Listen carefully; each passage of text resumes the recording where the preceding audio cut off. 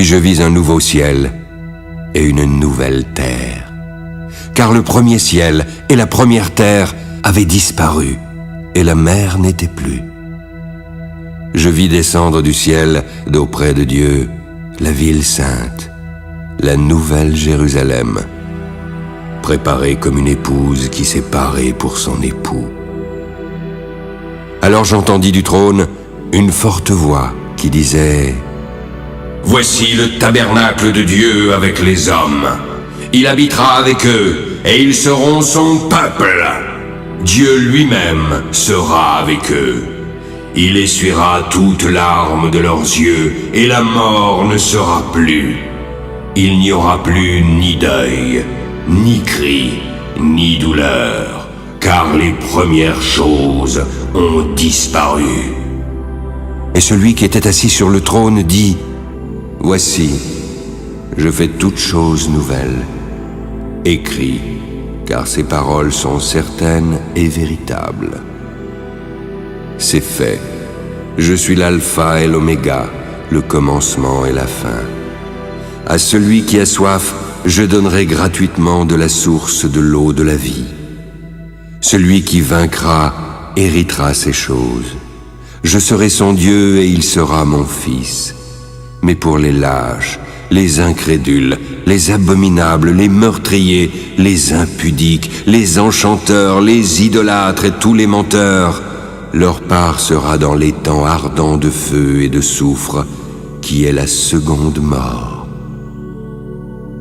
Puis, un des 7 anges qui tenait les 7 coupes remplies des 7 derniers fléaux vint et m'adressa la parole en disant: Viens, je te montrerai l'épouse, la femme de l'agneau.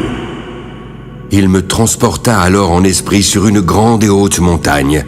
Il me montra la ville sainte, Jérusalem, qui descendait du ciel d'auprès de Dieu, ayant la gloire de Dieu.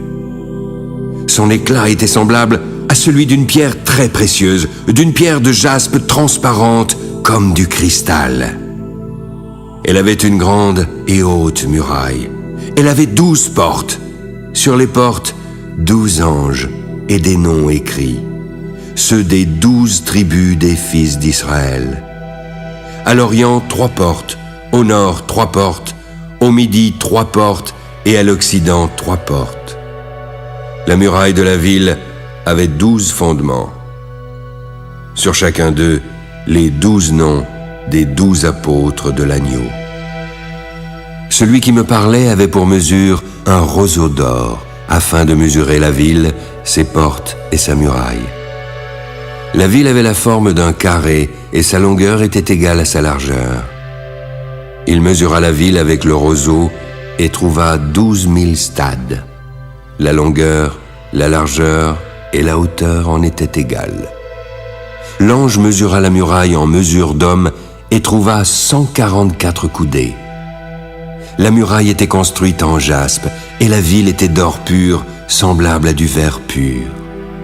Les fondements de la muraille de la ville étaient ornés de pierres précieuses de toute espèce.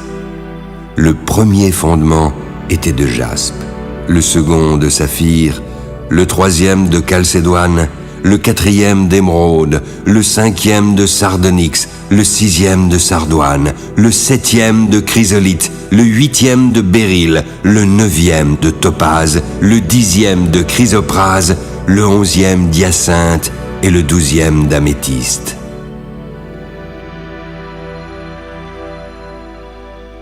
Les 12 portes étaient 12 perles. Chaque porte était d'une seule perle. La place de la ville était d'or pur, comme du verre transparent. Je ne vis point de temple dans la ville, car le Seigneur Dieu Tout-Puissant est son temple, ainsi que l'agneau. La ville n'a besoin ni du soleil ni de la lune pour l'éclairer, car la gloire de Dieu l'éclaire, et l'agneau est son flambeau. Les nations marcheront à sa lumière, et les rois de la terre y apporteront leur gloire. Ses portes ne se fermeront point le jour, car là, il n'y aura point de nuit. On y apportera la gloire et l'honneur des nations. Il n'entrera chez elle rien de souillé, ni personne qui se livre à l'abomination et au mensonge. Il n'entrera que ceux qui sont écrits dans le livre de vie de l'agneau.